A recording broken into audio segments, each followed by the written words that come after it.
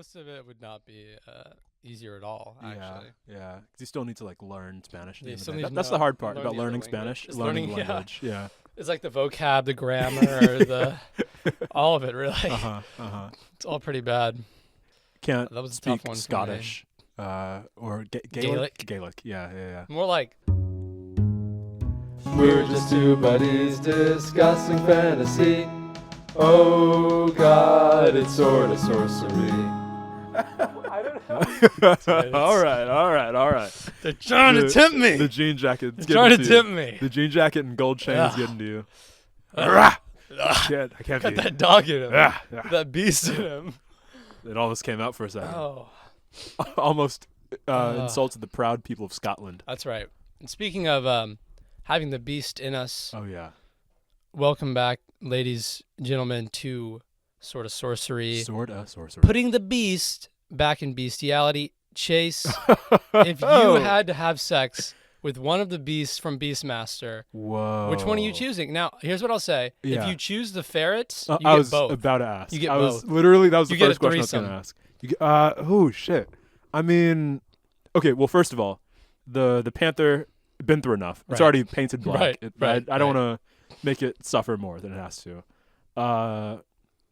Eagle. Here's my thing. We don't know the eagle's backstory. Okay. Maybe it's a person. Maybe it's a person. Wow. Who knows? That's my theory. Yeah. And that's what I would tell the judge if he asked. I think it does have the most person-like characteristics. Yeah, it's like active in the story. It's doing stuff, you know. Seems to be some sort of god. We'll seems get to be into some that sort of god, later. and that's my thing. You know, gods, hey Zeus, all the time Uh-huh. coming down Oh, in the form fucking mortals. of fucking mortals. He was a goose. He was a swan one time.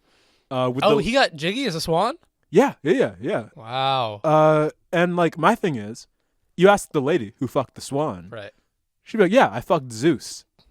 Yeah. Would you fuck Zeus? No, you didn't. No, I didn't. No, I didn't. Exactly. Yeah. That's what I'd say. Yeah, I mean, I fucked an eagle. Could have been Zeus.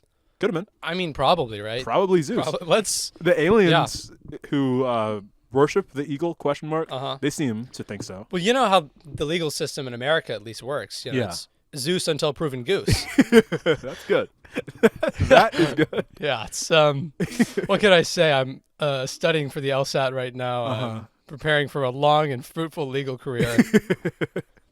Oh yeah, all these connections you can make in your mind. It's really of defending every kind of sexual perverts. that's the pro bono Uh-huh. work. The pro bono work that The you're pro doing. bono work. Yeah, that's what I call my necrophiliac clients. My pro bonos. My boners. Because they My boner boners. they fuck skulls. Yeah. That's good. That is Exactly. good. Yeah. Unfortunately, in today's film, today's super exciting 1982 classic, The Beastmaster, Beastmaster. no necrophilia. No. Sorry. Sorry, guys. Bummer. Generally, I actually feel like this one's a lot more chill on the just flagrant sex. Would you say so? Well, there's a couple moments. There's a here couple and there. moments. Yeah. There are a couple moments that maybe ruin that, but it's not as bad as some. It's Fire and Ice. Not as bad as some. Or like Deathstalker. yeah, Deathstalker is pretty egregious. Yeah. That's true. That's very true. Yeah. I mean, this movie, it's cool, it's good. It comes out now. Get this, Conan the Barbarian. People probably wondering why aren't they talking about Conan the Barbarian? Just 1982. fucking wait, guys. Just Jesus let the tension build Christ, a little yeah. bit. What is wrong? Genuinely, what is wrong with you? Will and I have been wanting to say this for a while. You really need to check some stuff You out. just This need is to an chill intervention. the fuck out. You need to chill. I can see you're shaking. You're angry right now. You- It's just a podcast. You shouldn't be shaking listening to a podcast. It shouldn't have This ever should be gotten fun. to that You point. should be having fun. Remember when this was fun 2 episodes ago? Remember when we were having fun with this? And now Just won't let us have fun anymore. the vein just across your forehead. It's insane. Throbbing. It's throbbing. It's going out farther than your Yeah. nose is. It's awful. It's horrible. Now, a fun fact about Conan, because I was checking out the release dates for these two films, both in 1982. Conan the Barbarian with Arnold, The Beastmaster with, First name basis. you know. Beastmaster, the main character, Dar, is played by a guy, presumably. Yeah. There's an actor, Mark Singer. Yeah. And Mark Singer, I think he appears in every Beastmaster related thing. He's in the sequels and he's also in the movie. or not the movie, the TV show. But he is in the movie in as well. In the 90s, Yeah. they make a TV show, and Mark Singer also appears. But of course, I mean, this was his legacy character. It's true. Much like how Arnold Schwarzenegger, Conan, was his Conan. legacy character. Well, he until never played a different Jason character. fucking Momoa comes in. Well, see, That here's bastard. That what rat people don't bastard. realize. 1 week, we're going to announce we're doing Conan Yeah. for the next week. We're not going to say which We're one. not going to say which We're one. not going to say which one. And it's going to be the Jason Momoa Of course. one, 2011. Of course. Yeah. But May 14th, picture this. You're sitting in a North American theater. You see Conan the Barbarian. I'm there. Your mind is blown. Muscles. You Huge, love it. Throbbing. You love this shit. And you're going to love it for the next 2 decades, or at least that's what people think. Yeah. Now, fast forward a month. It's August now. May The leaves is are coming before down. August. They're shriveling off the trees. It's August 20th. You say, hey, that Conan the Barbarian movie was so good. What is this other movie that looks identical? Yeah. And it's called Beastmaster. Yeah. And I want to see it because Conan was so successful. That's why this movie was made. And hey, it worked. It was made for you in that scenario. Hypothetical me was there in the theater. Summer of 82. Yeah. That's who it's made Oh, for. good year. Good year, man. Amazing year. Fucking good year. Jesus Christ. Now, Yeah. unlike Conan, I will say, much like Conan, it's long, unlike other films in the genre. Conan also like 2 hour, a little over 2 hour film. Yeah. Beastmaster, Brace yourself. 118 minutes of absolute joyride. yeah. Yeah. And you feel it. Uh-huh. And you feel it. You feel every minute. as it. 182, really? 118. Oh, 118. yeah. Yeah, 182. Would My be brain corrected just- 82 because that's what it felt like. Yeah, that would be 3 hours, which is what it felt like. Yeah. Because the plot, it's rambling, it's brambling, and I'm just gonna get into it now. Oh yeah, it's shambling. This week I'm gonna be leading, our little story time. And we're all very proud of him. Everyone clap. Everyone clap for these extensive notes I've taken Yeah. in one line on a Google Doc, just tabbing Yeah. down for every new scene. So this movie, for those of you who didn't see it, it's gonna have a lot of the tropes that we've seen in previous movies. Your bingo card. Be watching your bingo card. Oh yeah. Because we see a lot of things, including the first thing we see, which is an ancient ziggurat. So we Ancient open ziggurat. on the city of Arik. Yeah. Why is it called that? Because of the I god don't R, know. of course. Because the god R. And within this city, which is like very Mesopotamia coded, there is an ancient ziggurat. Mesopotamia coded. That's kind of what it is. That's what it feels like. Yeah. We'll talk it's- more yeah. about that. Yeah. But we pan down deep inside the ziggurat.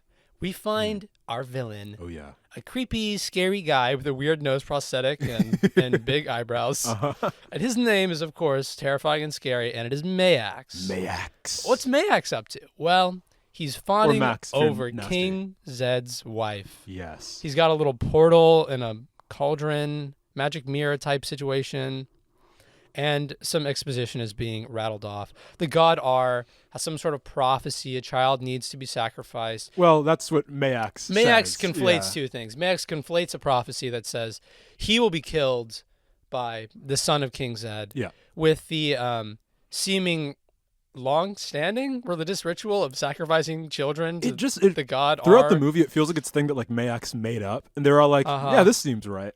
They're like, yeah, we can do this. yeah.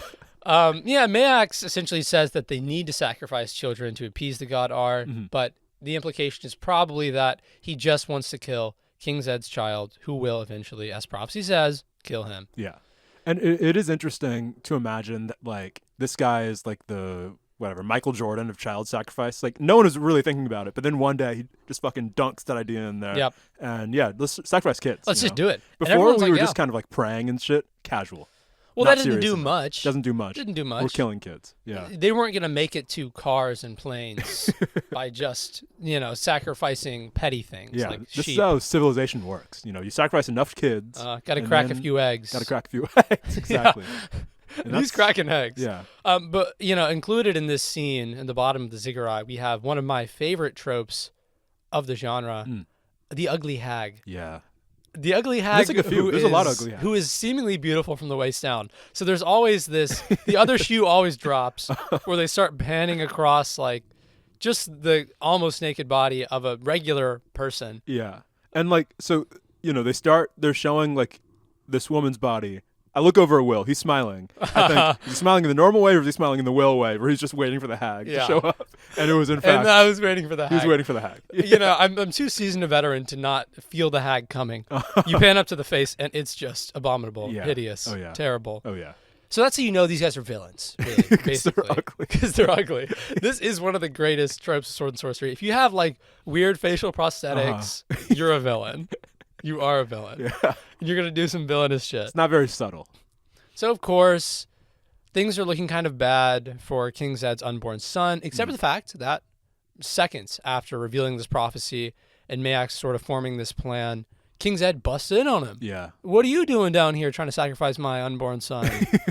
What's going on here? He's pissed. And he tells Mayax he's got to get out of town. Yeah. Because clearly he's up to some just no good business. Well, I would have guessed that from like the red robes and evil witch women that he was hanging out with. Yeah, for the he past, has 20 like years, two but- like monk goons Yeah. who take their own lives just like a show of loyalty They hang themselves. They're for in no there. reason. And no one stops them either. And it doesn't affect the plot in any way. It's Yeah. just like it happens and King Zed's like, okay, so yeah, you're still exiled. You're still gone. And now like I'm double exiling you. You're not coming back. 'Cause to that the shit island. was freaky. Like, Yeah. I don't want you around. And the plan works. Zed gets him out of there. It's just cool and chill and stuff. Well, you know, Mayax dips, but some of his ugly hag women, they execute the plan anyway. Yeah. They pull up later that night on King Zed's wife, and they have what can only be described as a vial of Goo. God R's jizz. Yeah. Yeah. Well, yeah. I guess you could say Just the greenest, most viscous goo. Yeah, you've it's ever pretty seen. viscous. If you're gonna watch this movie, or if you're not planning on watching this movie, watch that bit. Watch the. It's they're a in the very bed, interesting bit. Yeah, it's jism. It's glowy jism. So, and what the glowy jism has an interesting effect on King Zed's wife. King Yeah. Zed's wife, who is pregnant with the unborn son of King Zed, presumably. Well, yeah, We don't really know for sure. But We she's don't know not the very far backstory. along. And essentially what happens is her like process of giving birth escalates. Yeah. Or de-escalates in some extent. yeah. It because was like 3 months along, and it became like 9. Then it became like 9, Yeah. and a very strange thing happens. Now, along with the hags, they haven't just brought the Jizz of Godar, they've brought a female cow. Yeah, And slowly, you will see as the birthing process is accelerated, the young babe is transferred somehow, some way. the kid gets in the heifer. Yeah, The kid gets in the heifer. yeah, Mhm. yeah. Yeah. So, Not much more to say about that. Huh? classic story. Heard it a million times. Yeah. The baby gets transferred into the womb of the cow. Yeah, I mean, come on. It's basic shit. you've heard this. You know That's this. Joseph Campbell. That's hero's journey stuff. You know, Yeah, so every good story starts with a kid and a cow. with a human baby being gestated by a cow. Yeah, I guess kid and a cow would be weirder because that's a baby goat. You don't want a baby goat and a cow. No. That raises too many questions. That's intolerable, Yeah, frankly. Yeah, I won't allow it. But, yep, they got the kid, and they're going to go kill him. And they take him into the woods, and one of the hags has got this whole little plan, this whole setup. She has a weird green fire in the woods. I'm thinking now, why did they even transfer the baby into the cow? Couldn't they have just killed That's the mom? such a good question. They really could have. But, of course, it's important to the plots that he be a beast. yeah, I guess maybe the witches knew that. Yeah, Uh-huh. they knew the movie had to happen. And it does seem like they were just trying to make it like a very pagan-looking coded ritual. well, yeah, Because she cuts him out of the female cow, Mhm. preparing to sacrifice him. Before she does, brands him. Yeah. with With the symbol of R. The symbol of R, which is, I don't really know how Looks to like the describe what it earthbending looks. symbol. It looks like the earthbending symbol. It looks kind of like if you were to like draw the outline of a pair of shorts. yeah, it does like that. So he gets branded, and right before he is tossed into the frying pan, a farmer stumbles upon what's going on, an ancient ritual of baby slaying. What's going on here? I can't abide that. Not in Try my that woods. in a small town. Don't bring your big city magic into my tiny town. Your big city baby hate. So a farmer stumbles upon this witch at like midnight or 3 a.m. Yeah. I don't know why he's out. He's just hanging out. He's walking around. He's hanging out. He's on and, baby patrol. Yeah, he's looking for like new younglings to find in the woods. Newfoundlings. And he finds one, and he kills the witch. There's like some weapon of the culture, which is like a throwing boomerang. Yeah, it's like star. in Breath of the Wild, it's like the Lizal boomerang for you gaming heads. Yeah, for all of you gamers. It's like the lizard boomerang you can throw. It has like the 2 blades Yep. on it. You can like. He's got one of those, and I guess he's good with it. He kills the witch. Yeah. Yay, the witch is dead. And he rescues, oh, what is this? A baby. Oh. I just wanted to kill a woman in the woods. Now I have commitment. And he's like, I guess I better Raise take care of child. this Yeah. child. Which, when you say it out loud, is a little absurd. Although, maybe I would do the same thing. I don't know. He's not the stepdad. He's a dad who stepped up. You know? Yeah, he did step up big time, and there's sort of a time step up, as in time skip, that occurs from this Time point. step up. Time steps up a couple notches. That's like how a caveman would describe that. Time step, move up, mountain of universe. I mean, it's kind of hard. I like that. I like the personification of time. Yeah, time stepped up. Yeah, time stepped up a couple years, and up now the he's ladder like of destiny. he's 9, Yeah. or he's 10, or something like that. He's a little boy, and he's only 9 or 10 for this one scene, and there's another time skip. Well, sure. They couldn't pay the actor that much. So yeah, they child wanted the actor. Yeah. He's only allowed to be on screen for 5 minutes, or they have to give him an apple juice. And that's funny. Gotta give him a go-go squeeze. Yeah. I fully believe that, and spoilers for the Conan thing, they only did the child scene because there's this child scene in Like Conan. yeah. That's the only reason. But basically, what we're supposed to get out of this scene is father and son hunting in woods. Yeah. Another man is like out there. I guess father and son are training in the woods or something. For something. For I guess. something, and there's which may come into play later. something unrelated. Yeah, some external force of bad guys. There's some other guy in the woods. He's dicking around, and he gets attacked by a bear. Yeah. And father son, they rush over. Son's name is Dar, by the way. Our protagonist's name is fucking Dar. Yeah. We got R, we got Dar, we got Arak. We have a lot of hard consonant names. The hard R. The hard R's of Beastmaster.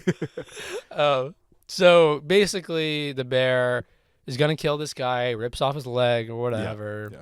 And Dar, oh no. The bear's afraid of Dar. Dar gets close to the bear. Yeah. The bear starts backing off. Uh-oh. Uh-oh. What does that mean? Dad gets freaked out by this. He's like, don't tell Yeah, he anyone. really blows his lid. Please, you're a freak. They'll never love you. You were born from a cow.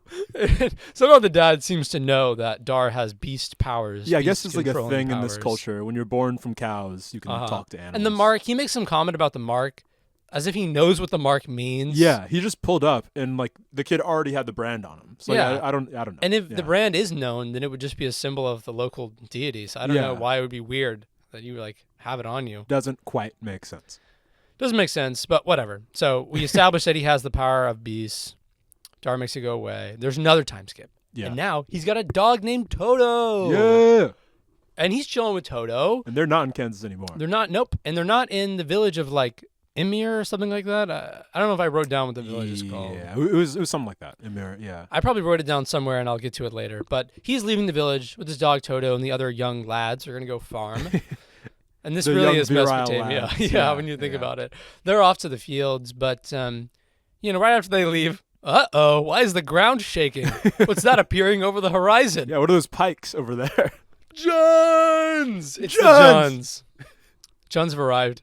I know you're thinking, I know you thought in your mind, oh, Juns is Huns. And then you corrected yourself and you said, oh, no, Will was saying Juns. It couldn't have been Huns. No, right. Yeah, Will must be dumb. He must mean Huns. It must be something else. Yeah. Yeah, but no. No, it's Huns. Yeah, it's Juns, but it's Huns. Yeah. It's people who ride on horseback and pillage. It's the most least giving personification of the Huns. Yeah. Even Mulan somehow was more like personifying. Made them a little more like people. Yeah. But the Juns attacked this tiny farming village, and all the houses, which were inexplicably on stilts. Yeah, that's the weird thing. They're just like they're up there for no reason. And you see people like climbing up the sticks to get to their houses. Just like, this is why. And of course, the houses are set fire to. Things burn. Now, I will mention, right before the Juns charge into the village, the funniest scene in any movie I've ever seen occurs, where the mentor figure of Dar, his stepfather, who has been training Dar, is presumably a very good fighter. He takes his sword, which is presumably a special sword. He draws a line in the sand outside the front of the village. And that's the Jun's charge. You think, wow, like he's going to hold this line. Yeah, exactly. within seconds, the first guy comes up. He gets bowled over. Yeah. He just hits the dirt. And we spent 30 minutes building this guy up. Like he's an old badass mentor character. But no, he sucks dick. Yeah. All the villagers, all the old and infirm who had like assembled at the front of the village, they just get annihilated. It's just mowed through like Kleenex. The Juns ride right through them like they're made of paper. Yeah. And the village is essentially destroyed. Everyone in it is killed, with the exception of Dar, who rushes back to try and help fight. He doesn't do very good. No. He gets knocked out. Because he was trained by his dad, who fucking sucks. Who is not good. Yeah. Who is really not good. But, he is saved by his dog Toto, who drags him out of the village. Toto. No. Here's the thing about Toto, the dog. I hope you didn't get very attached to him, because he's dead now. Yeah, as you can tell from my reactions, I did very much get attached to Toto. I mean, when you have like a cute dog named Toto who does a heroic thing, obviously they're setting me up for an emotional letdown as the dog dies. He gets like shot by an arrow or something. Yeah, it's really fucked up. Yeah. Yeah, I mean, the dog is injured, and our boy Dar wakes up to find that his dog is lying next to him dead. Yeah. Sad moment. He'll Get new animals. He gets Don't over worry. it pretty quickly. Yeah, he's gonna find some new animal friends. Like, you think it's gonna be like a John Wick style, like vengeance quest, but it's really not. Like, we'll get into that later, but it's not what you think it'll be from the first act. But yeah, there's a quick like flash back to the city. Essentially, it's established that the evil wizard Max is actually like somehow Mayax. It's Max. They're gonna get me with that. They're gonna it's Max. Max. Like, they started saying Max, and then like the producer gave him a look like that's not that's not fantasy. A fantasy enough. man wouldn't be And he named goes Max. Maya. I love it. But yeah, our boy Mayax is not necessarily like the direct ruler of the Juns, but he's made some kind of alliance with the Juns, presumably when he was sent into exile. Yeah. So now the Juns give him power. He gives them hag women. Yeah, he gives them an unlimited supply of hag women. And it works out. And it works out okay. And I guess he really doesn't. He just lets the Juns do whatever, like raid villages, pillage. I don't think Mayax. Fuck, they got me. Yeah, they're gonna keep getting us. I don't think Mayax really has like social and fiscal policies. I feel like just destruction is the name of the game, and obviously sacrificing kids. Yeah, that's true. That's true. But going back to our protagonist Dar, who is now sort of on his own. Yeah. Realizes his dog is dead. He's going on a John Wick-esque revenge quest. He like buries them all. Like, he puts the dog on the like village burial on the village ground. pyre. Who put them? I guess the Juns. The like, Juns piled them all up. Yeah, but, like, he goes back to find the village decimated, obviously. Yeah. And he must curse you Juns! You Juns! He's going to go back for the Juns somehow, some way. Yeah. He starts off on his little adventure to go find the Jun horde in the north. And then, when he's in the village, like an eagle like swoops down. That's true. Is that? Yes, yeah, that's true. That does happen then. And it's established that our boy can speak to animals. Sure. I guess. He's got that power of communication. He's got that dog in him. And also eagle him. And bear and panther. And in lore ferrets. Panther. 2 little ferrets. Yeah. But the first animal companion he gets is this eagle, who's just kind of scoping things out and sees him, and I guess they have some sort of instant connection. The eagle's does his bidding now. Yeah. His scout. His minion. His vassal. We get a lot of great helicopter, which is how they did the shots, I now learned. Strapped a camera to a helicopter. Of course, right. Makes a lot of sense. Yeah, they didn't put a GoPro on an eagle. Yeah, I mean, it would be cooler. Yeah, which would be pretty sick. Yeah. But he gets his eagle friend, and as a part of getting his eagle friend, just after that, he's journeying on and finds some of the Juns, and the Juns are taunting, I guess, a tied up puma. They're laughing at him. They're pointing at him. They're pointing like sticks at him, and this puma he finds tied to a stake in the middle of nowhere. And I guess his idea is, I'm gonna go save this thing. Yeah. Because it's PETA alert, animal cruelty, what they're doing. And he just hates the Juns and everyone who works for Mayax. So he goes after these guys. He has a little scuffle with them. Yeah. Kills them. Gets a new animal companion, who is, I think, a puma. I thought panther the whole time. Could be panther. But is in reality a tiger. But yeah. For anyone who hadn't seen the movie, What they essentially did, because apparently tigers are easier to work with on film. I guess, right? Like I don't know. Maybe. Didn't seem like the tiger was jazzed to be there. Yeah. Didn't seem like he was jazzed that they painted him either. Just imagine you're the king of the jungle, and then one day some guy just like puts like oil black paint on you. Just starts wiping you down with paint. Slathering you in paint. So it's the most tiger-looking panther you'll ever see. Yeah. It's just very obviously a tiger. Yeah. But I guess they wanted it to be a panther for some reason. Who knows? Could have been a tiger. Would have been cooler if it was a tiger. It would have been cooler. I'm a tiger guy. I like tigers. I'm a tiger king. Oh, yeah. He is tiger. This is sort of like... Actually, they might have gotten the tiger king to contract the animal out to this. How else can you get animals in the 80s? How else can you abuse animals? There are a lot of ways, and they showcase many of them in this film. Oh, good. As we may get into. But that's his second animal companion. He's got a tiger. Good for him. Panther tiger. His third animal companions... Could you have guessed? Ferrets. It's ferrets. Why is it ferrets? I don't know. Man. And I now know for a fact that I guess I believe for a fact. Right. Right. That Ice Age 2 was based on this with the little two ferret guys. Oh, yeah. That was well, they were possums. Shit, were they? I think that was their whole thing. They played dead. Yeah. That's their whole thing. And maybe these were supposed to be possums, but they just got ferret actors. Hey, maybe, yeah. Because it would have, like, they're kind of like cowardly and like shifty and stuff. So it would have made sense if they were. Yeah, they're possums. supposed to be like of a roguish nature. Yeah. They steal things. They play little tricks. Uh-huh. They like shiny objects. Yeah. But basically, he's asleep. Some of his shit gets stolen by these ferrets. He follows them. Come back here, you! It's so funny, little funny thing. And then he stumbles upon some babes. Oh yeah. And this is our not gratuitous, but this is the most obligatory. gratuitous and obligatory scene we'll get. Yeah. Every sword and sorcery movie needs babes, apparently. Mm-hmm. Bathing babes. I'm not saying that has to be the case, but I'm just saying. It just happens to be like that. It happens to be like that. It's set theory, And one of these babes is just irrelevant to the plot. Well, she was. She like runs off. Yeah. And of course, he's just an absolute animal with no manners. He's got that dog in him. He's gonna try and like use his animal friends to help get with these babes. He like pretends to defend one of the babes, who turns out to be a very important character named Kiri. Like what he does, he convinces his panther friend to like look like he's about to attack one of the women. But then he walks up and he's like, "Stop there, Panther. Don't no further." Yeah, exactly. And then but she doesn't know that he can talk to animals. She assumes he's a normal man, so he is like pretending that he's like a brave person who can like fight a panther in front of her. Yeah. I mean, it doesn't really work out for him. All you need to know is that he has a little chat with her. She is a character named Kiri, says she is a slave of the priests of Ar. Yeah.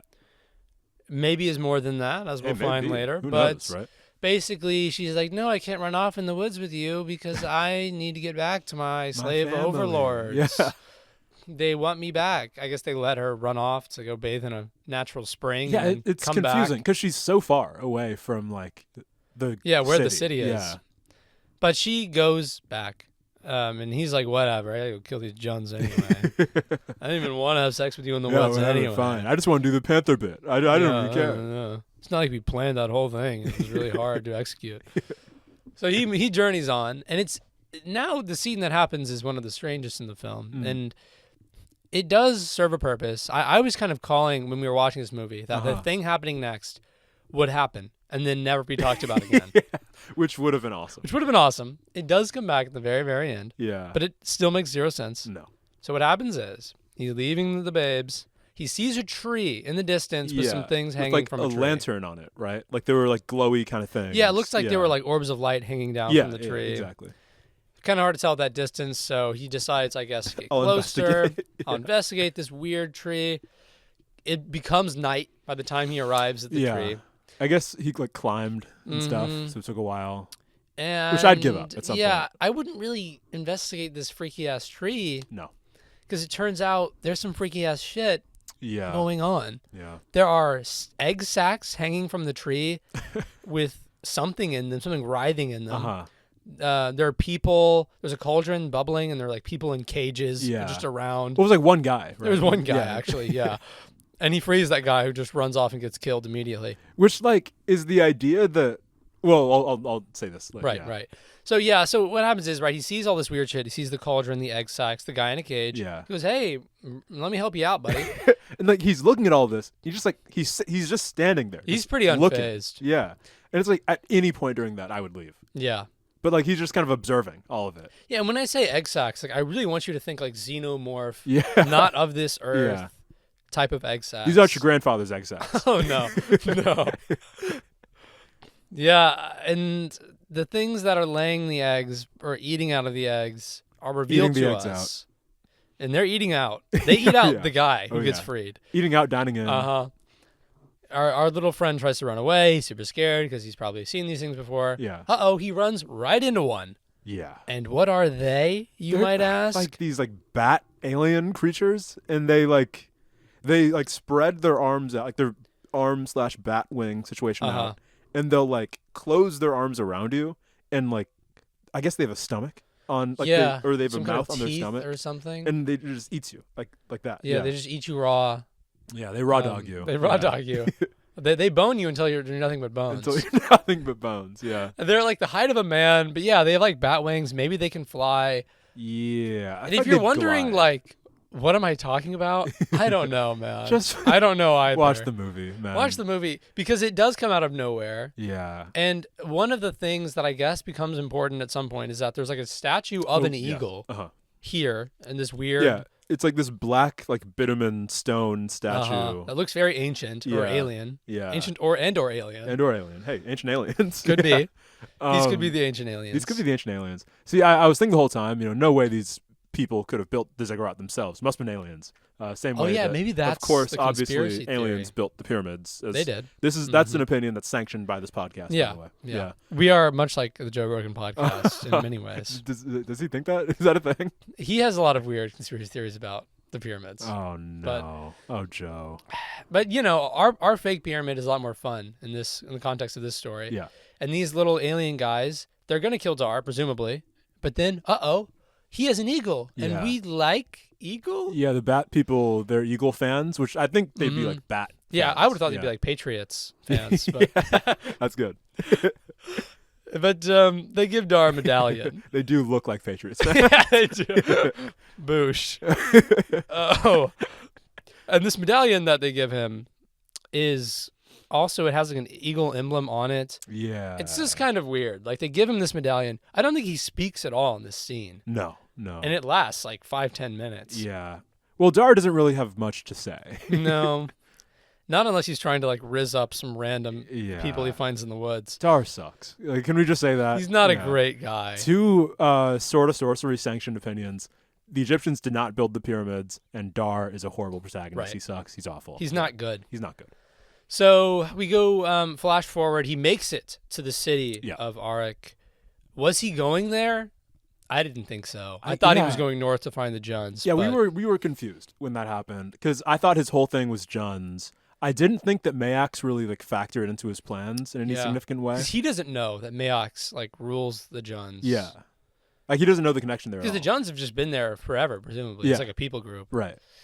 I don't know. There are no Juns in the city of Arak, though. No. But what is happening in the city of Arak is child sacrifice. Oh yeah, big time. So Mayax, presumably what happened while we were away watching Dar grow up from boyhood was that, the dude's wife like dies as a result of this weird shit that happens. And before that, I guess like King Zed takes another wife and has another son who we'll meet later. Yeah. So, Dar has a little stepbrother action going on. Well, don't say it like that. Maybe no, he doesn't. But the city of Arak has been taken over by Mayax, who goes into exile, presumably, returns with the Jun horde, takes over the city. So King Zed has been imprisoned, and Mayax is at the top of the ziggurat. And like Mayax, I sacrificing feel like he children. kind of has like some Jun drip going on now. Like he's Yeah, like he a bit does. more Junny. He's Like, he has Junned it kinda, out, like spikes on him. I'm imagining he's more Mad Max than he was before. Yeah, he's quite Mad Max. Yeah. I guess that was always kind of his thing, because he would just Mad Max. Mad Max. Yeah. But he's in charge now, and he's killing kids, or he's trying. Well, There's like a pit of fire that he's throwing Yeah. children into. And it's like there's like a slide kind of that leads into it. There's a slide. There's one of those like slopes with no grab on. So it's like a chute basically. Yeah. You get thrown The into baby the killing chute, chute. Yeah. and you hit the fire and you die. It's like the way that Willy Wonka would kill him, you know? So what happens is, this is the funniest thing to me. There's a whole crowd watching this child sacrifice. Some idiot fucking parents decide they're going to bring their child to watch the child sacrifice. Front row seats. And of course, Max is like, he kills a kid and he's like, all right, you. Let's get another one. Round 2. Let's get another one going. Going in for seconds. And of course, the parents, no, don't. Who could have foreseen this? Please don't sacrifice our child to At the this public child child sacrifice. sacrifice. I low-key think they wanted their kid. Yeah. You know what I mean? Well, I mean, it's hard to raise a kid in Aruk, you know? Well, especially with the Juns raiding, like the supplies of grain are low. Exactly. You don't have shit, you know? Yeah. You can't afford to feed a child. No, you really can't. You need to feed it to the god R. And then R will like you. That's afterwards. right. That's right. Get more grain. But so our two all-star parents have to just watch their kid get dragged up to the top of the ziggurat, and he is thrown into the chute. and one of the funniest. I keep saying the funniest scene in the movie because there's so many really funny scenes. It's a pretty funny movie. This is one of my favorite scenes, though.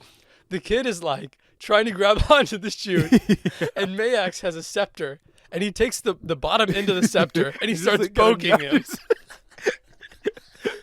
You know, like you would like a clogged drain. You're trying to like flush it out. He's basically just poking this kid, trying to get him to go into the fire chute. It's like in Always Sunny, like when the McPoyle twins are hanging off the roof. That's and, like right. Frank comes in with like the I think it's like the butt of a shotgun, like kind of like hits him down a little bit. Yeah, it's like that for you, Sunny fans, you know. And he doesn't die. No, believe it or not. No, And how does he get saved? How does this kid get saved? Eagle rescue. You're thinking, oh, so this was like a baby of like a month old that an eagle could carry it with its hollow bones. Right. Or you're thinking, oh, the eagle's fucking huge. It's like it's a thunderbird. It's a big eagle. It's a big eagle. Neither of those things are true. Normal sized eagle. Yeah. Child of 12 or 13. Yeah, like big kid. Big. So watching him get carried off by the eagle is truly a sight to behold. It was awesome. It was pretty sick. But I guess Max doesn't think much of it. Like, oh, that's weird. Yeah. So the kid gets saved. Well, no, wait. He does think something of it. He says, "This is a sign that R does." Oh, wait, want he the spins kids. it. He spins it because he views it as, or he like, he spins it. The spin doctor, Mayax. He says that like, that eagle was R. And not only does he like the child sacrifice, sometimes he's just going to come and pick him up he's just going to take him himself because he wants him so bad. Can't wait for him to cook. Well, that is interesting. Like, if I was a god, would I want to eat kids like sushi raw, or would I want to eat them like burnt in the fire? Well, the raw is a delicacy. It's true. It really I guess. is. Yeah, I'd mostly take cooked. But yeah, like but every now and then. It does come down to preference. Some people, they're just not into like the raw fish. Yeah, true. They want cooked. Yeah. The gristle, it's a little, it adds something. The kid gristle. Flavor-wise. Yeah. So I guess Beastmaster, he didn't even save the day. The eagle did. Yeah, the eagle is kind of the MVP. Beastmaster is not doing much. But I guess Beastmaster, there's sort of like a scene change, and I suppose he takes credit for saving the kid. Right. Because he's now being hosted by the kid's family. They're like, thank you so much. And they're not hosting that eagle. The eagle is having to outside, eat worms and shit outside. Yeah. Doing whatever eagles do during the day or night. And basically, this guy gives him the rundown of how fucked up the city is. And it should be noted that, while he's there, while he's watching the sacrifice, Beastmaster, he sees, oh, is that slave girl from the forest? Hot it is. Slave girl. It's Kiri. And it turns out Kiri is actually revealed to be the niece of King Zed. Which, like, huh? Yeah, I know. Yeah. It's a little, huh? Yeah. But she's some sort of royalty, I guess. Yeah, she's related to the royal family, which Beastmaster also happens to stem from, which... I don't know. I'm not gonna speak on it. Maybe that shit was just happening in Aruk, Yeah. Who knows? Well, he's half cow. Oh, true. Maybe. Yeah. I don't know. You couldn't even really count him as Zed's son. He's a cow's son. Yeah, he's son of a cow. Son of a cow. But he's like, no, I gotta go get her. I gotta go save her. I'm gonna go save her. So he goes to go try and save her, and at this point, Dar is not a character with like a lot of motivation. He just yeah, kind of I like don't get laid. Is that his motivation get here? laid. Yeah, yeah. Because he does make this decision to like alter. He's like, he essentially says, "Fuck the Juns. I'm gonna go Yeah. do this instead. This Yeah. seems more important, I guess." But basically, Mayax is catching on at this point. Sure. Mayax, Starting to put two and two together. You know, Yeah. eagle flying around. What a guy? Just guy. Yeah, being new guy. associated with that, Yeah, yeah. not good. Uh-huh. And he sees and he's watching our protagonist through the magic mirror. Uh-huh. And he sends some goons after him. The only thing important about these goons that gets sent after him and eventually dies, that one of them has a ring Yeah. with an eye. The eye ring. And now you're thinking like, oh, like an evil eye. Not quite. I'm talking about a human eyeball. So imagine it's a ring and it Uh-huh. has a signet on it. It's a big ring. Instead of like a jewel, Yeah. which you would normally put on a No. ring. Garnet. Just an eye. Just an eye. Yeah, like a human, like a regular eye. Like it's moist. Yeah. Yeah, It blinks. you need eye drops for it. Uh-huh. Yeah. It's a real ass eye. But basically this guy dies. Uh-oh. And how does this guy die? Because once again, Beastmaster is completely useless.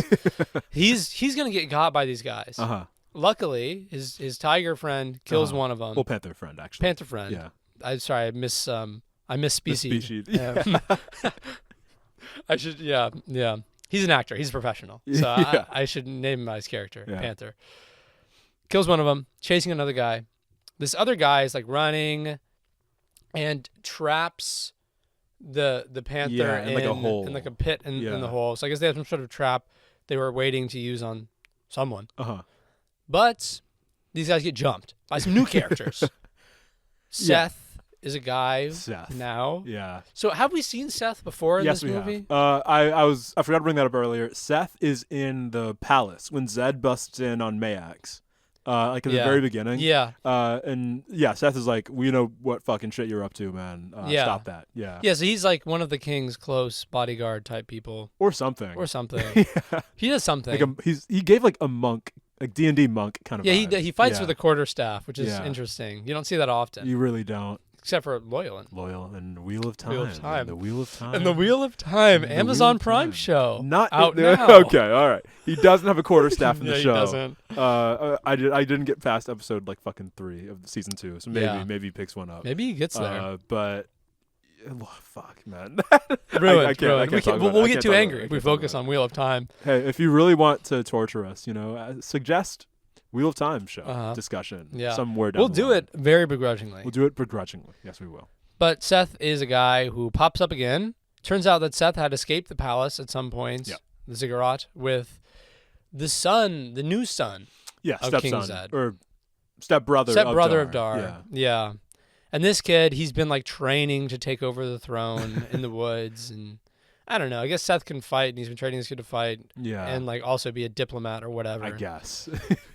But these guys, they help finish off the people sent after Beastmaster. Mhm. Beastmaster comes back for his tiger puma friend. Yeah. And they meet up. They have a little meet cute. The D&D party is forming. That is the vibe of it. Yeah. You meet in a tavern, except the tavern is a campfire in the woods. So what would the classes be? Like Dar is a barbarian or like a ranger? Yeah, I guess he's weird because he has like druid Druid, powers, yeah. but he doesn't dress like a druid. I think you can spec a ranger into like having an animal companion, Because but like not in the way that like Dar does it really. Dar can literally speak to them. Like, yeah, it's kind exactly. of weird. Then Seth is like a monk, probably. Yeah, he's like a warrior monk. Warrior monk, yeah. And the the kid's kid. name Yeah, is I don't written even know tall. the kid's name. It's tall. Tall. Oh, well, His he's not name's very tall. tall. No, he's a little kid. He's a little kid, and he doesn't do anything. I don't know what class he would be. Yeah. Yeah. Yeah, it's unclear. But Tall, oh, my cousin Kiri is going to be sacrificed. We gotta go my save hot her. cousin Kiri. We gotta go get her. So they're like, okay, let's go get her. All right, go on. So our 3 protagonists, they go, and apparently Kiri and some of the other slave women are being taken to the lake shore. Yeah, like to the seafront property for Mayax, a slave girl beach day, I guess. I'm not really sure why they've been removed from the city of Auric, But they had been it was the pool party. It was the end of year pool party. Yeah, they were having their one day a year off, and it's rudely interrupted when these three bros pull up on like a raft. There's always a fairy scene. Yeah, like ever since Tolkien, every fantasy genre ever has had to emulate like a fairy escape. And like somehow it just becomes less exciting each time. Yeah. Because this one, like, it was just very slow and it doesn't make sense. Yeah, incomprehensible almost. Yeah, because presumably how the fairy works, right, is you pull yourself along in a little raft. Yeah. You have like some sort of thing it's strung across some big cord of twine. Rope. I don't know. So they pull up and they kill some of the goons and they free Kiri and like, we got to get out of here. So they hop back on the raft. Are the animals on the raft? The animals are... I think I don't remember the panther being on the raft. Yeah, I don't know what the panther's doing during this scene. Yeah. The eagle is just like flying around overhead. Yeah. The ferrets are like up his ass. I don't know. Yeah. He keeps the ferrets like in a bag, yeah, like in a satchel sack kind of thing. Yeah. But he never, like, I feel like he doesn't have the satchel in the scenes that he doesn't talk to the ferrets in. Yeah. It just kind of like appears. Maybe they're off doing their own little journey. Yeah, it could be that. Yeah, maybe it's like a Lion King 1.5 situation where you just like follow them throughout like the movie. Like they're just doing their own side adventures. It would honestly be more interesting because once they save Kiri and they escape on the ferry, this is where the movie gets boring. Yeah, it's rough. So I'm going to start going faster at this point until we get to the end where it gets good. So basically, they're going to go try and save King Zed, who's obviously been in prison this whole time in the ziggurat. Yeah. Who is the father of Tall and Beastmaster, although Beastmaster doesn't know it. Yeah. And is uncle to Kiri. Uh-huh. So they're all like, let's go. Seth goes off to go form some sort of ragtag army somewhere. He leaves the party. He does do that, doesn't he? Yeah. Yeah. I'm not sure why. And the rest of them go back to Auric to try and break him out of the ziggurat. Uh-huh. And they do so. There are some antics in the ziggurat. Like, there's some weird like human orc people that are being cooked up. Yeah. Which I guess they're like outsourcing, like, or the Juns were outsourcing, but now they're like making their own guys, Yeah. And like they're gonna phase out the Juns, which is maybe why they weren't in the city and stuff. Yeah, it feels like this is where the movie should end, right? Because Mayax is like somewhere in this ziggurat. Yeah. So the hero and the antagonist have come together, but nothing really happens. They free King Zed. He's blind now. That matters. Not at all. He's blind and he's pissed about it. He's fucking angry. He is angry. He is kind of a sour boy. Yeah. Because they escape with him. They scale down a mountain, whatever, they get out. And they're like meeting on the outskirts of the city, trying to form the army that Seth has now brought, like the rest of the peasant rebels. And basically, Seth is like, King Zed obviously wants to know what's going on, how he's been freed. Yeah, and what visually is happening around him because he can't see it. Seth tells on our boy immediately. Yeah. Like, oh, you were freed by Dar, who's a Beastmaster. He talks to beasts. Yeah. Isn't that so cool? Seth is like, or Zed's like, what? Wait, what did you say? Like, wait. Yeah, rewind. Let's go back. He talks to fucking animals. Yeah. He's fucking animals? Yeah, essentially. My favorite line, he's like, oh, isn't this so great? Like, isn't Dar awesome? King Zed literally says, no, he is a freak. So, like, matter-of-factly. Like, yeah, no, there's a normal thing that a person does. That's not that. He's a freak. He's just a freak. Yeah. So, our main character, Dar, he gets real sad about this. He starts crying. He like runs off. He on does. His own. He like, and it's like almost kind of jarring because he hasn't had like any emotionality really throughout this movie, except for like when his family dies. Yeah, and this is honestly the first time he's been bullied for having this weird beast power. Yeah, it's true because he kept that shit under wraps before. But I mean, very ungrateful of King Zed, if we may say. Yeah, bad king. Maybe this Mayax guy is better. Who knows? And Mayax dies, right? Like, or no, he's still alive. He's alive. He's alive. Wait, Max is just chilling because so they just escape go the ziggurat. Yeah, they just try to break out Zed, which they do. Yeah. So nothing really happens. That's why I kind of skipped over everything that happened there. Yeah. It's I imagine it was like a more interesting movie. Yeah. The plot doesn't really advance much in that whole section. Yeah. But essentially, King Zed, now that he's out, he's like, I want to go back. I want to take my city back. I've got 10 peasants and Seth. We can do it. Just gonna roll up in there, me and the boys. So their plan is literally like assault the walls of the city. Yeah, we're going January 6th. But something might go wrong with their plan. Yeah. Why is that, you ask? The NSA was watching them. Oh yeah. They January 6th. They reverse January 6th them. Basically, Tall, way back when he met Beastmaster, right? Yeah. He came into contact with the guys that had died. He stole the dude's ring. He's like, oh, cool ring. Oh, cool. Like, a ring with a fucking eye in it. Which, is that the king we want? The guy who just lives by stealing, by taking by what theft. he sees? Yeah. I don't know. All I do know is that Tall ruins this plan. Yeah. Because, of course, Max is just watching this entire thing through the eye ring. Yeah. And eventually, Seth notices it and he, stabs the eye. Uh-huh. And for some reason, some goon dies as a result of that. Yeah, that on was the pretty other funny. side. Yeah. That's kind of a good bit. But, the plan's not going to work. And Seth is like, okay, we can't do this now, right? Like, clearly he knows we're coming. Yeah. He saw us through the eye. Like, we're not going to do this, are we? King Zed's like, how about fuck it, we ball? Yeah. Yeah. And he wants to do it anyway. So Beastmaster is crying in the woods. King Zed is going to lead everyone to assault the walls, including Kiri, the love interest, because she's a warrior. Yeah, she's like a member of like a warrior caste, which I guess, but she's in the royal family. Yeah, that's right. Which, again, raises so many questions. Uh-huh. We have no idea what side of the family she was related by. True. So Dar could just be making out with his cousin. His cousin. Yeah. Yeah. So what happens from there? Plan fails. Yeah. Who would have guessed? Well, of course. Everyone gets captured and is going to be sacrificed by Mayax to R. Beastmaster's got to come back to the rescue. He's got to bust back up in that city. Yep. Which he does. Which is pretty cool. And he has a cool fight on the ziggurats. He frees some of the other guys, and they're all fighting on the ziggurats. He's doing his final villain battle with Mayax. Yeah. And things seem to be going well, presumably. Yeah, well enough, Yeah, except that the villain doesn't die. Yeah. We get a little false pump there. Uh-huh. We think the story is over. No, Mayax, one of those classic resurgent moments. Oh, he's going to come back. He's going to kill him. Kodo. Who's Kodo, you ask? One of the fucking ferrets. Who's Kodo, you ask? One of the ferrets, Kodo, jumps out of the satchel Yeah. and takes Max down. Uh-huh. Throws him into dives with him into the fire pit. Yeah. And we're thinking, oh no, the other ferret's brother is dead. Yeah. That's what the other ferret must be really bummed about his friend dying. Well, they pan over to the ferret, right? And who's reacting. Yeah. I guess as Presumably however a ferret acting. can. Yeah. Conveying dense emotions. All right, Boko, or whatever your name is. Be Yeah. sad. Be Be sad. sad in the scene. Act like your friend just died. Yeah. So Your platonic friend just died. it's not looking good. I mean, it's kind of sad, but I guess the city is fine, and things are presumably okay. The movie could end here, but it doesn't. No. Doesn't There are do many it. points where the movie could end, but it is not gracious enough. Yeah. It doesn't want that for It you. won't let you go. It won't let you go. He goes, Conan was over 2 hours.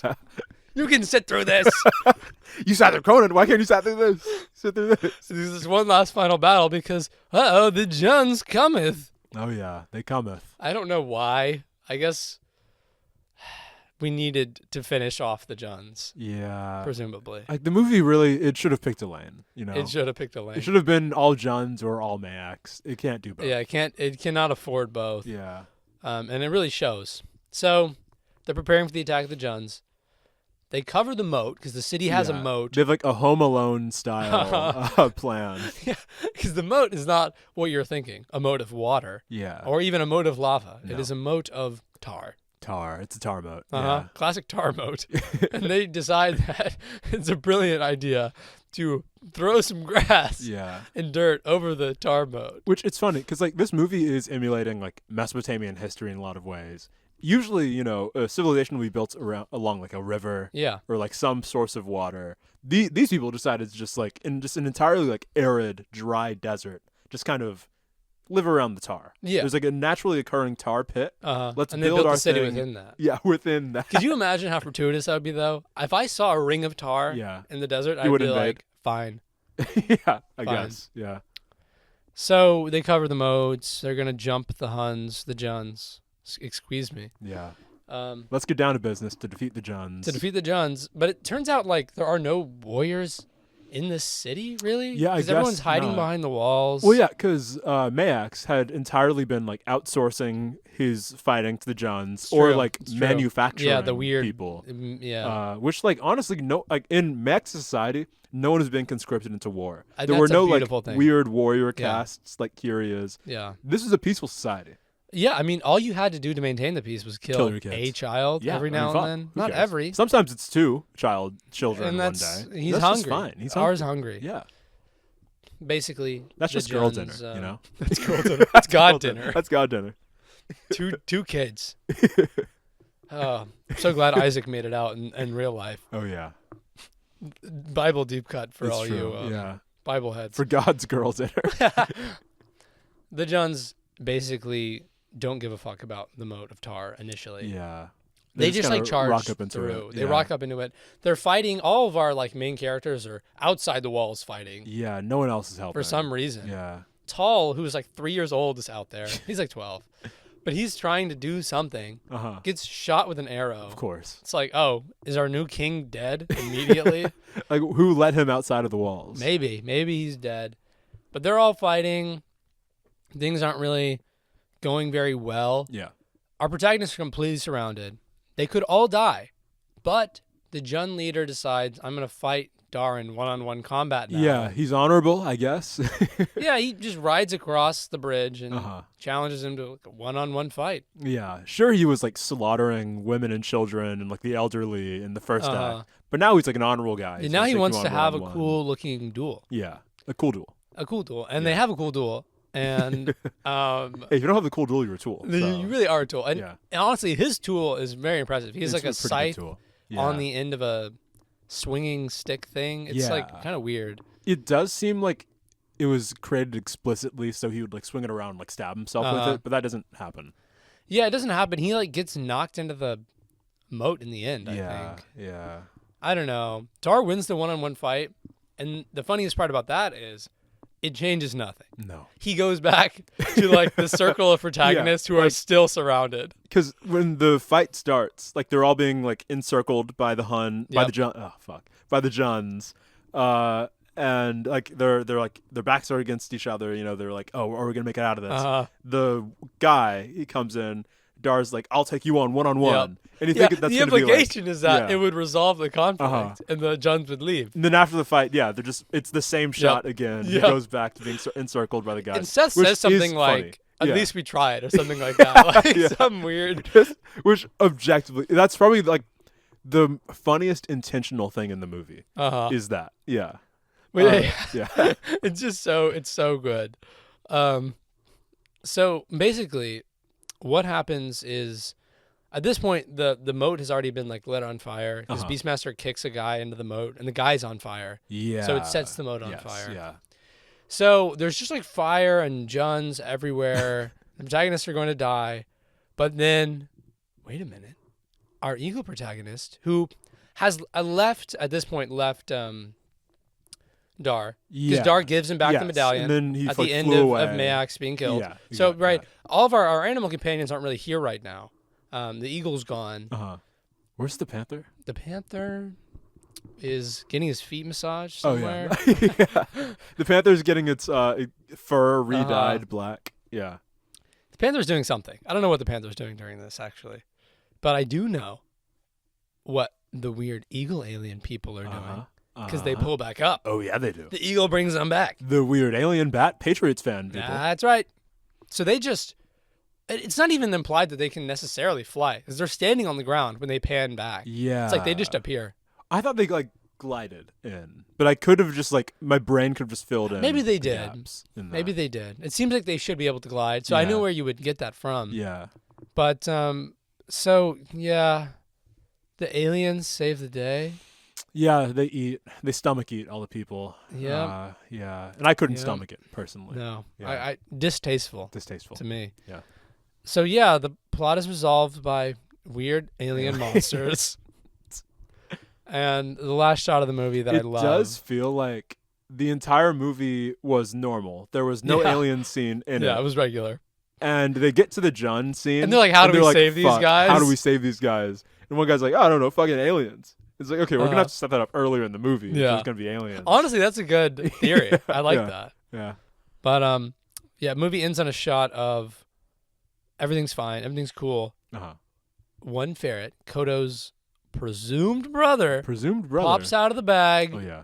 Prego. And then a bunch of kids. Oh yeah. A bunch of little fucking kids. Oh yeah, they were fucking. They were fucking. The whole movie you were watching those two ferrets fuck. Yeah, that's right. Oh, they're saving Kiri. Fucking. Oh, they're trying to save Zed. Fucking. They're in that bag. They're fucking. Yeah. If you don't see them on screen, they're getting it on. They're all points slamming of the movie. ham. Oh yeah. Yeah, that's the end of the movie. Yeah. Yeah, I mean. So pretty good film.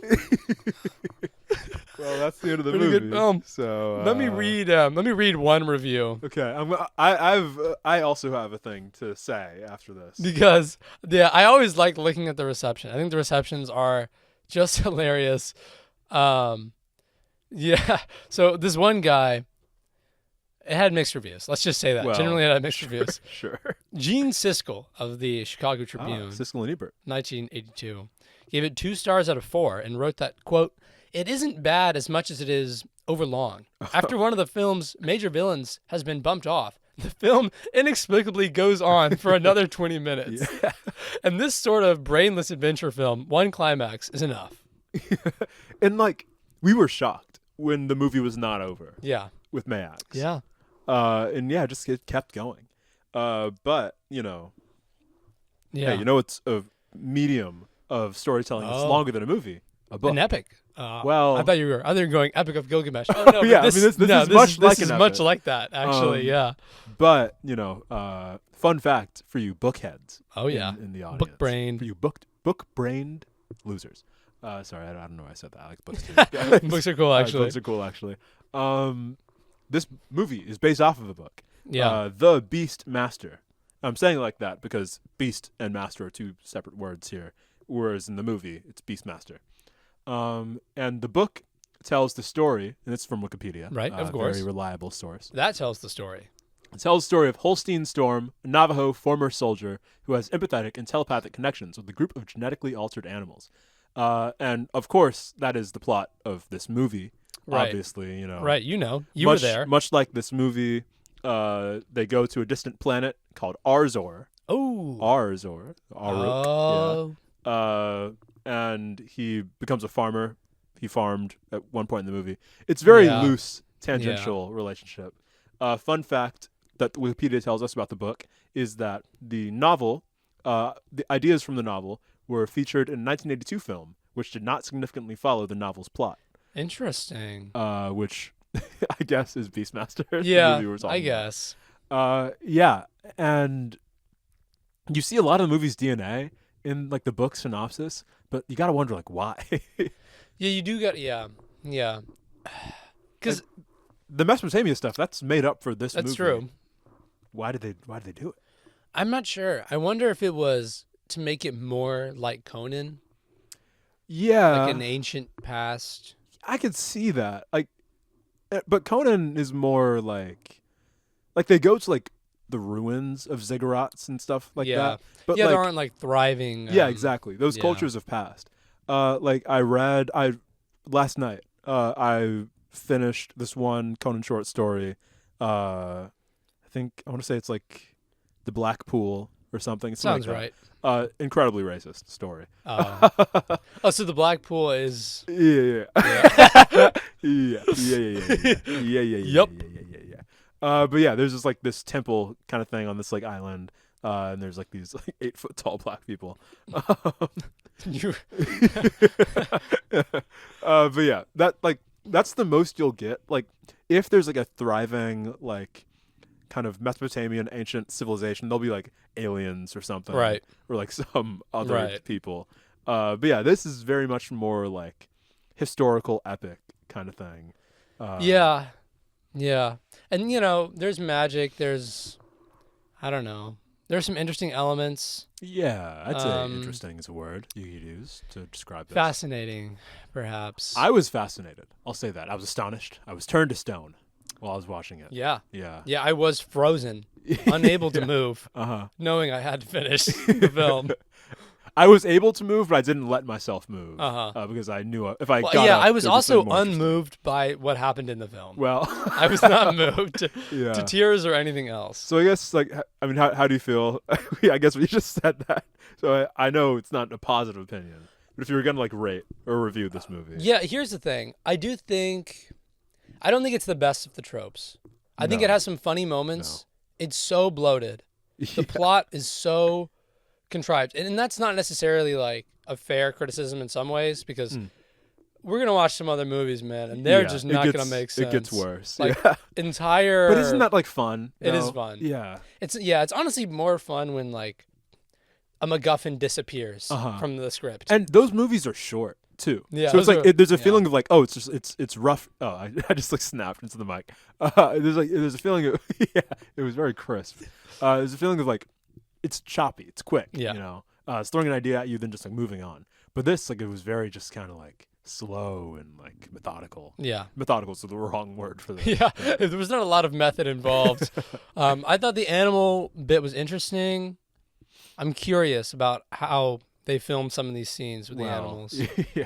But yeah, I mean, I would say, it's probably a very middle of the pack I'd say so. sword and sorcery film. Yeah. But I think it's why it's good to do it early. You Yeah. sort Get of out get a the way. sense for what the archetypal film is going to be like. Yeah, archetypal's a good word for this. It just feels like if ChatGPT made a sword and sorcery movie, and I enjoyed my experience watching it. I was watching with my buddy Will. you Yeah. know. Had a good time. Had a good time. Had an amazing time. And I think, we're going to have an equally good time next week Oh yeah. because I haven't even told you what movie we're doing because Oh, I just hasn't. decided it 5 seconds Yeah, ago. I saw the look in his eyes. The light bulb appeared above his head, then immediately came down. And this one's going to be a shorty, a goodie, yeah. an hour, 20, not even a tight 90, a tight 80. Tight 80. A You ever heard of tight that? You've 80 never minutes. even heard that. You listener. didn't know it was possible. You didn't know it was didn't know it was possible. possible. You think that's not a feature film? It's not. Doesn't have to be. Doesn't have to be. Who said it had to be? Yeah. We make the rules, okay? Uh-huh. And as a part of the new rules we're making next week, we will be watching the 1962 Brett Gordon directed film, The Magic Sword. The Magic The Magic Sword. It's Oh, it's a good one. It's a classic. It's a very good one. It's honestly, in many ways, how we really dove into the genre. That's true, and we'll tell that story next episode. But yeah, it's a goodie. Yeah, we'll have a lot of good stuff for you. We'll have more to say about the general things surrounding the movie. More This was a hags. long one. Beastmaster, the synopsis took a long time. Took It a lot was a out of 2-hour me. film. Yeah, It drained us, but I hope you enjoyed it. you How have can't thought see it, but was- I'm drenched in sweat. I'm collapsed. Yeah. I'm on the floor. Yeah, we're not good. We're not well. Yeah, I'm in a Health-wise. bad way. This movie will take it out of you. Uh-huh. But I hope everyone enjoyed Beastmaster. We had fun. Hope you had as much fun as you could have discussing or watching Beastmaster. I had fun. I had fun. I had a lot of fun. I had fun. We'll see you next week for more fun. Bye. Bye.